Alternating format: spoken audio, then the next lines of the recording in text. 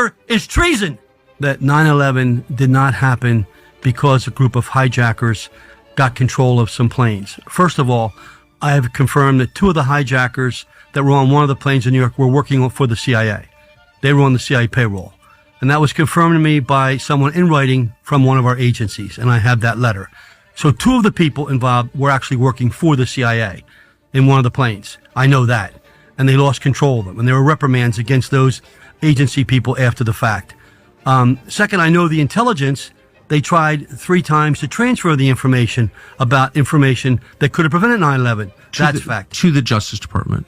And I have the name of the person that at the Justice Department they contacted, and she was told to cancel the meetings. The case. So I sat in the front row and I said, Lee, why did you not allow me to testify? And he said to me, well, Congressman, we had a lot of people that wanted to testify. Now I'm the representative of all the firefighters in the country. I'm the point person for the firefighters. Yes. I'm a firefighter and a fire chief. I'd been at the Trade Center in 93. I'd been there at 9/11, and they would not let me testify because they didn't want to hear what I had to say. What would you have said? And I would have said that we caused this. What do you mean? With the intelligence, I have the evidence that we could have stopped this. Not me. Louis Freeh said that. Based upon what I came out with, Louis Freeh's op-ed in the Wall Street Journal, which I can give you a copy of, said the 9/11 Commission was an incomplete investigation. And he also went on Good Morning America and said the same thing. And I have no idea what happened in 9/11, but it's very clear that there's a lot of lying around it, was the collapse of Building 7.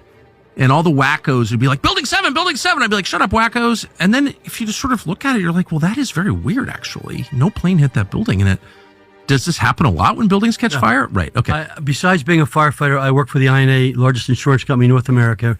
I was responsible for training their fire protection, arson people for 18 years. That doesn't happen. Only high-rise buildings in the world that have ever come down from an airplane hitting them. And those buildings, I read the report from the architect who designed them. They were designed to withstand an airplane hitting the building and standing tall. And especially Building 7, which had no plane hit it. Right. No plane hit it. And the building just, you can see it when you watch it on TV, it just implodes straight down.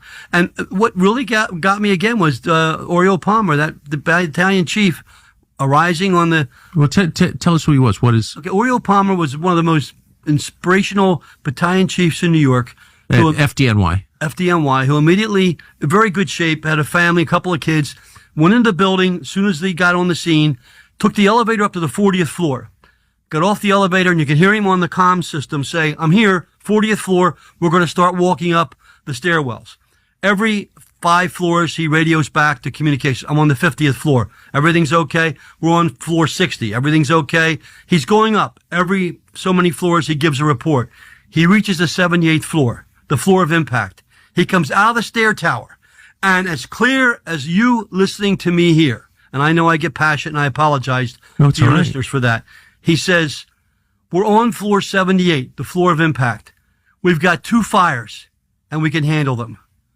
1 minute later, the whole building collapses. That's not normal. That is not acceptable.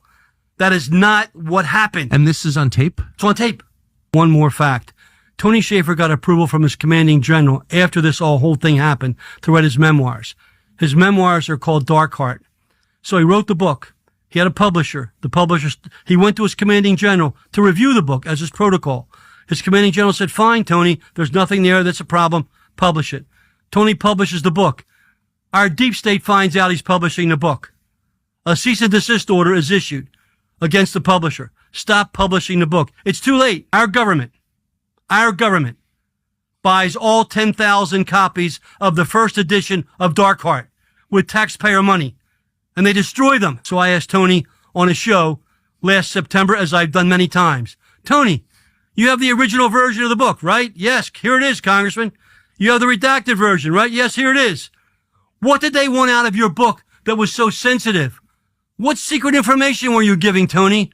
What classified information did your boss not see? He said, Congressman, the only thing they wanted out of my book was the fact that I named Zelikow and that I had briefed him in advance. That, Tucker, is treason.